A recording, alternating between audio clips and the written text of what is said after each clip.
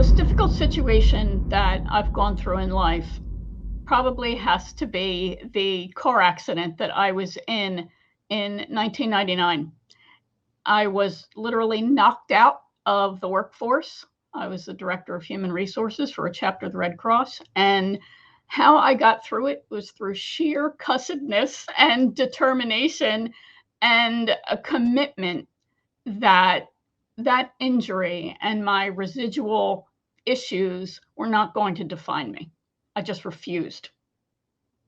The thing that gave me the hope and drive to move forward after my accident was, first of all, just my overall faith and belief that everything happens for a reason, and it's up to us to make sense of that reason and figure that reason out. The worst part of the entire accident and the residual injuries that I had to deal with was this might sound silly, it was the tremendous blow to my ego. I hadn't realized how much of my self-image was connected to the belief that I was a smart person. And I suddenly could not tie my shoes.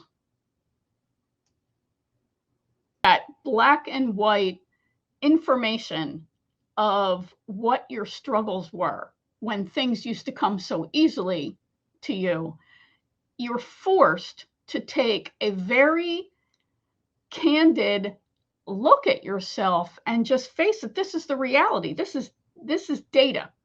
That's all it is.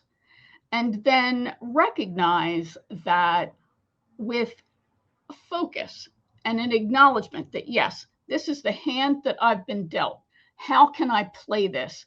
I think in helping an entrepreneur, one of the things that I bring to the table is not just that set of issues, but it's funny how you start to see how your entire career coalesces to one clear picture. All these puzzle pieces fit together. I actually worked as a recruiter at one point, and that's part of how I'm able to use these traumatic events and the actual skills that I gained because I went through them. To learn more about my journey, watch the full episode right here.